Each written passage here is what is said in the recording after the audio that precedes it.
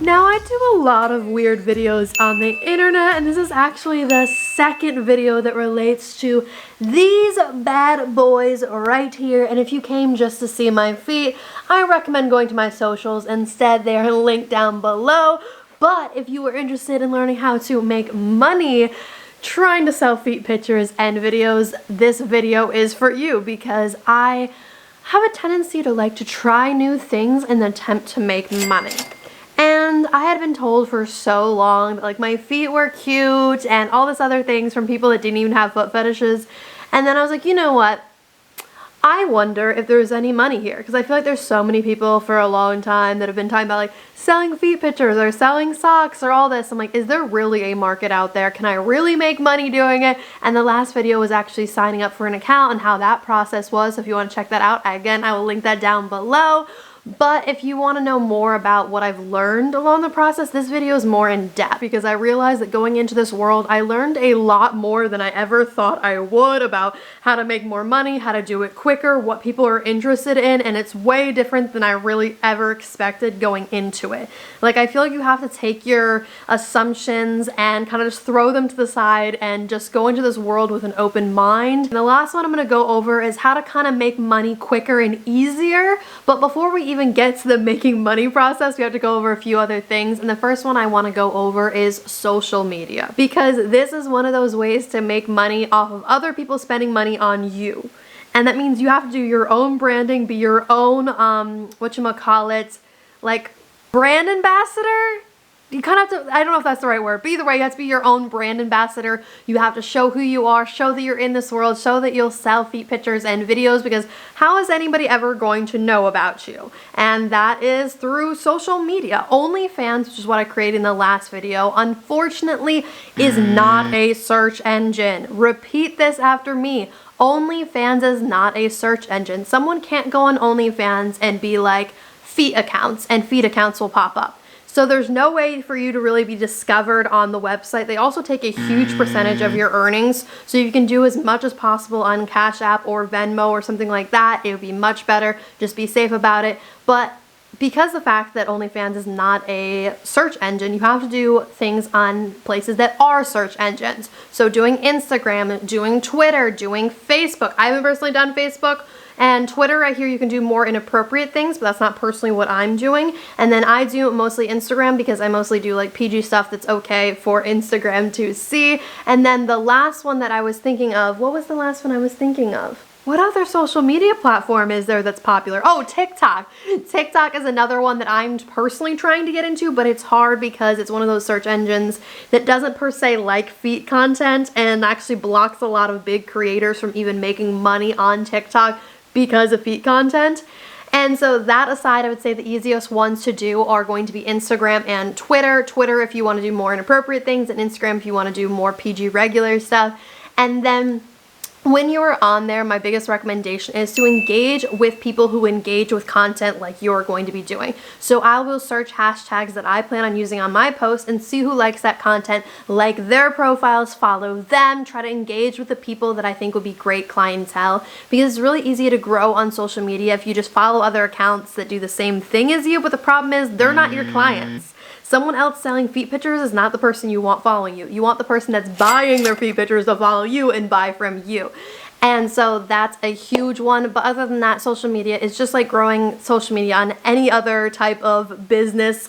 It's just about engagement. It's about finding the right clientele. And obviously there's a whole nother 5 bazillion videos when it comes to social media. So we won't go into that anymore. But the next one I do want to go over is on my list down below so I don't forget anything. And that is interests vary. So I went in assuming things about people's interests. Like, I kind of assumed that people were interested in the tops of my feet. Like, I was like, isn't that the cute part? The top of the feet? Like, that's where the pedicure shows, like all that.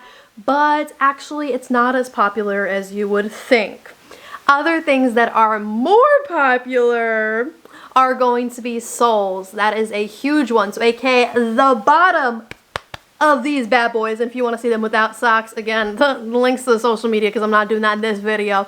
But either way, soles is a huge one. And then there are certain poses tickling, stinky socks. There's more than that, and they go into different realms. And yes, I looked at my list again. Okay, don't judge me. But either way, there's more that goes into that because, like I said, certain poses is so important to a lot of people in this world. Like, they want the soles, but they want like booty and soles, just like showing the bottom of your feet and your butt. I would show you, but I don't do that content. You might want to, but I don't personally do those content. And obviously, it's a completely different clientele depending on what you're doing. I chose not to narrow myself down. I haven't gone enough into the world to be more specific to certain people's interests. So I do stuff that might not work for every person that follows me. Like, I will sell stinky socks. I will do poses with my soles. So it's like the person that wants stinky socks might not want soles. Like, it's all depending on the person's interest, just like anybody's interest with anything. Like, if I'm gonna buy a bracelet, doesn't mean I like this bracelet or earrings. I might just be there for bracelets, not for earrings. So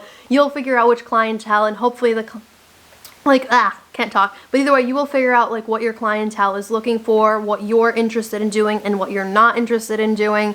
And then past that, a lot of it is personal requests. Like, people message you and be like, I want this specific, and you have to decide for yourself if that's something you're interested in and willing to do for the person, and if the price is right for you, which I am going to go into price in a moment. But first, I want to go over comfort level. So like I said, it has a lot to do with what you are comfortable with doing and what you are not comfortable with doing, because this world can get very dirty, very inappropriate. I've opened a few dick pics that I didn't really want to see. I don't know why anybody sells. I meant to say sends. I don't know why anybody sends dick pics to people that didn't ask. And it's usually people that you like don't want to see their dick anyway. Like, it's small, it's gross. And either way, even if it was the best dick in the whole entire world, I don't want you to send me the dick pics.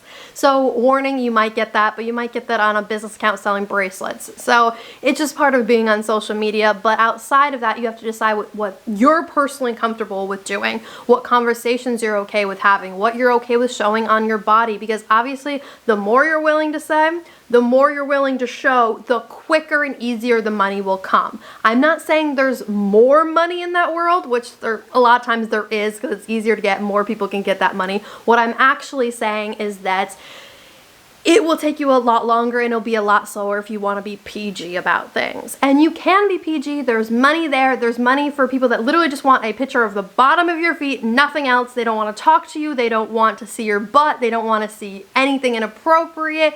All completely PG.